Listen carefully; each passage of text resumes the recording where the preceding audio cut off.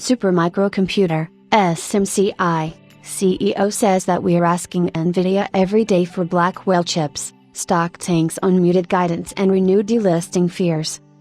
Supermicrocomputer, SMCI, a retailer of high-performance servers and liquid-cooled die racks, has chosen to release its latest quarterly earnings at a time when investors have been forced to view every financial update from the company with a hefty dose of skepticism that stems not only from Hindenburg Research's hard-hitting report back in August but also from the series of events in its aftermath, including SMCI's withholding of its annual report, the launch of a preliminary DOJ investigation into the company's purported accounting malpractices, the exodus of its second auditor in around 18 months, and an imminent delisting from the Nasdaq exchange.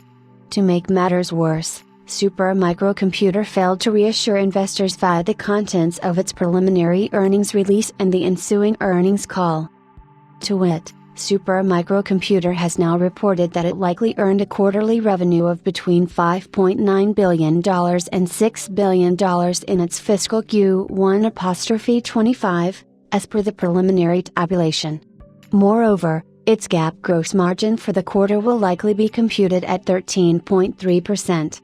For its fiscal Q2'25, Supermicrocomputer expects to earn a revenue of between $5.5 billion and $6.1 billion versus consensus estimates of around $6.79 billion. For the benefit of those who might not be aware, Supermicrocomputer's travails began in August when Hindenburg Research highlighted instances of alleged accounting fraud and corporate governance malfeasance in a detailed report. SMCI then delayed the filing of its annual report for the fiscal year that ended on the 30th of June, presumably in a bid to undertake an internal review.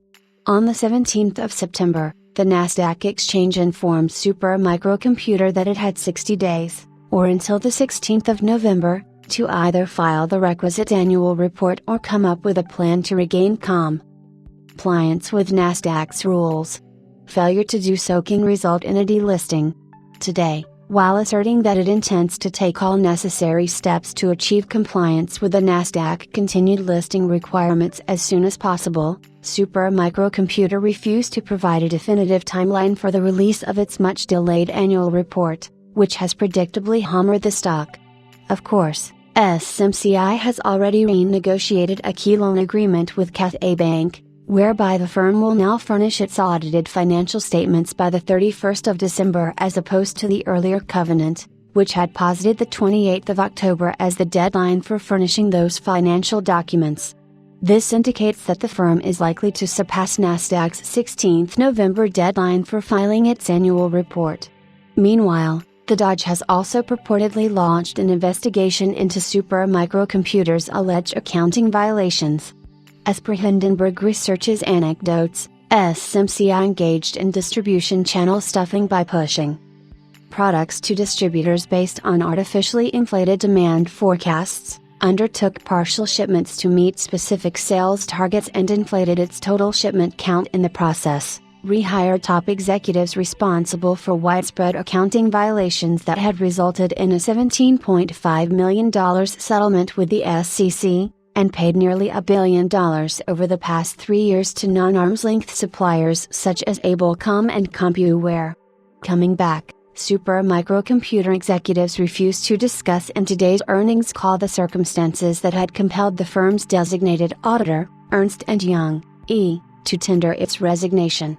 When asked by an analyst as to when Blackwell revenues would start showing up in SMCI's books, Supermicrocomputer CEO Charles Liang noted that we're asking NVIDIA every day.